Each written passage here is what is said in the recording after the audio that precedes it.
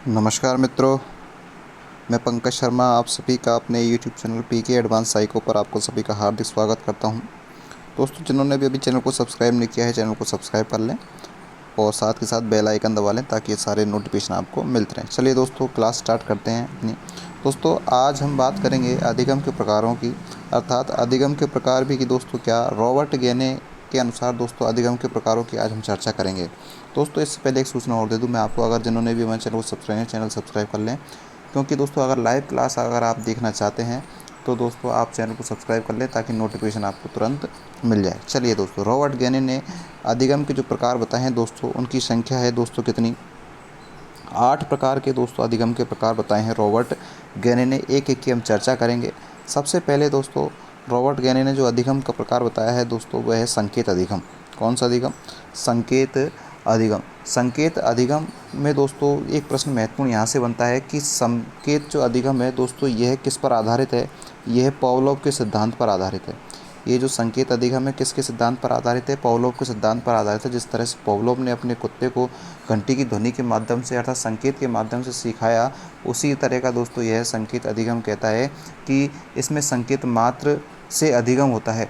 जैसे मान लीजिए कि चौराहे पर कोई लाल बत्ती जल रही है तो देखकर आप अपने बहाने उसको रोक लेंगे, तो हमें क्या मिला? केवल एक संकेत मिला।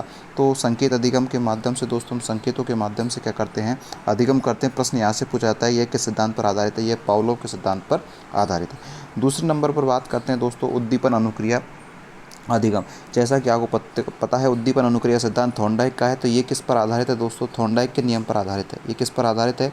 थॉर्नडाइक के नियम पर आधारित है। उद्दीपन अनुक्रिया के आधार पर बालक इसमें सीखता है कि बालक पहले उद्दीपन अर्थात स्टिमुलस उसे प्राप्त होता है, उसके बाद में वह अपनी क्या करता है? रेस्पॉन्स अर्थात अनुक्रिया वह करता है, जिसके माध्यम से उसकी अधिगम प्रक्रिया चलती रहती है। तीसरा जो प्रकार दोस्तों उन्होंने बताया है श्रृंखला अधिगम। श्रृंखला अधिगम, इसे दोस्तों क्रमिक अधिगम भी कहा जाता है। श्रृंखला अधिगम को क्या कहा जाता है? क्रमिक अधिगम भी इसलिए कहा जाता है। इसमें विषय वस्तु को एक क्रम प्रस्तुत करके, इसमें विषय वस्तु को क्या किया जाता है दोस्तों? एक क्रम में प्रस्तुत किया जाता है। और दोस्तों ये जो क्रम है इसका भी एक, जैसे मान लीजिए मैं आपको एक उदाहरण देकर बताऊं श्रृंखला अधिगम में किस प्रकार से बालक अधिगम करता है। जैसे मान लीजिए एक लड़की छोटी सी बालिका है या बालक है, वह विद्यालय से आई है। विद्यालय से आकर उसने अपना जो यूनिफॉर्म है दोस्तों या अपना जैकेट है, उस जैकेट को दोस्तों उसने उतार कर फर्श पर फेंक दिया। विद्यालय से आई है, उसने अपने जैकेट मान लीजिए अपने बैग, उसने अपना बैग को उठाकर कहाँ फेंक दिया? फर्श पर फेंक दिया। लेकिन माता द्वारा लड़की को उस बैग को पुनः बाहर ले जाने का निर्देश दिया कि तुमने नीचे फेंका है, इसको वापस तुम लेकर बाहर चले जाओ। तो जो लड़का या लड़की है वो पुनः उसको बाहर ले जाता है और दोबारा उसको अंदर आता है। तो उसकी माँ ने जिस स्थान पर उस जगह उसकी निर्धारित कर रखी है उस बैग को रखने की या उस कोट को रखने की, तो वह उसी स्थान पर रखता है। कहने का तात्पर्य यह है कि वहाँ से एक श्रृंखला चली है कि पहले बालक बाहर से आ रहा है, बाहर से आने के बाद में उसे जो अपना स्थान है वो निश्चित करना है कि मुझे ये मुझे वस्तु इस स्थान पर रखनी है। तो केवल क्या है? केवल एक श्रृंखला है कि बालक आएगा, वह अपने बैग को उतारेगा, फिर उस उचित स्थान पर रखेगा। तो केवल क्या चल रही है दोस्तों? श्रृंखला चल रही है। तो श्रृंखला के माध्यम से बालक इसमें सीखता है। अगला तो सिंपल है दोस्तों शाब्दिक अधिगम। शब्दों के माध्यम से यहाँ बालक सीखता है। शब्दों के माध्यम से उसमें व्यवहार में क्या होते हैं? परिवर्तन होते हैं। तो ये शाब्दिक अधिगम हुआ दोस्तों।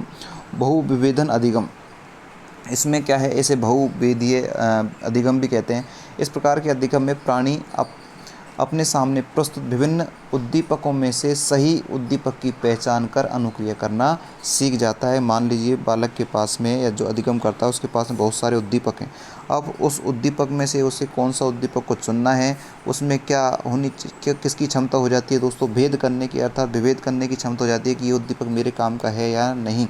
तो ये जैसे बहुविकल्पी प्रश्न नहीं आते हमारे ऑब्जेक्टिव टाइप, उनको छांटने में भी, उनमें से उत्तर देने के लिए दोस्तों ये बहुविवेचन अधिगम में ये महत्वपूर्ण भूमिका अपनी निभाता है।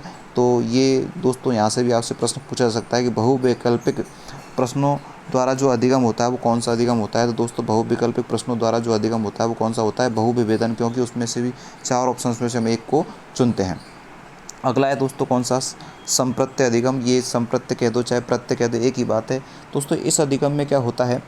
जो भी बालक होता है अधिगम करता होता है वो पूर्व अनुभवों, प्रशिक्षणों या फिर संज्ञानात्मक क्रियाओं के आधार पर प्रत्ययों का निर्माण करता है। अर्थात प्रत्ययों का निर्माण कहाँ होता है दोस्तों? उसके मस्तिष्क में होता है, पूर्व अनुभवों के आधार पर। कोई भी प्रत्य वस्तु हो सकता है, व्यक्ति हो सकता है, कोई प्राणी हो सकती है, कोई उसकी घटना के संबंध में जो भी सामान्य विचार उसके मस्तिष्क में जो बिंब बना, उसे हम क्या कहते हैं, संप्रत्य। जैसे मैंने कहा गाय, तो तुरंत आपके दिमाग में गाय का चित्र आ जाएगा कि यार गाय ऐसी होती है, गाय के 4 पैर होते हैं, गाय इस प्रकार से दिखती है। मैंने कहा हाथी, तो हाथी का चित्र आपके दिमाग में बन जाएगा। तो इस प्रकार से जो बिंब बनते हैं दोस्तों, उसे क्या कहा जाता है, संप्रत्य अधिगम कहा जाता है। अगला दोस्तों बताऊँ मैं आपको, सिद्धांत अधिगम। सिद्धांत कह दो या फिर क्या कह दो, नियम अधिगम कह दो। इसमें विभिन्न सिद्धांतों को समझने की क्या होती है दोस्तों, सिद्धांतों को समझने की एक प्रक्रिया होती है, नियमों को समझने की एक प्रक्रिया होती है। किसी प्रक्रिया अथवा घटना को संचालित करने की कार्यविधि संबंधी जो तार्किक विवेचन होता है दोस्तों, वो इस श्रेणी के अंतर्गत आते हैं। कि मान लीजिए कोई नियम है, उससे संबंध हमें क्या तर्क वितर्क हमारे हैं, कोई सिद्धांत है, उसमें क्या करना है, क्या नया हम कर सकते हैं, उस संबंधी जो भी क्रिया होती हैं दोस्तों, वो किसके अंतर्गत आती है, सिद्धांत एवं नियम अधिगम के अंतर्गत आती है। दोस्तों चैनल अगर आपको अच्छा लग रहा है दोस्तों, क्लास अच्छी लग रही है, तो आप क्लास को लाइक करें, चैनल को सब्सक्राइब भी आप कर लें। अगला है दोस्तों समस्या समाधान अधिगम।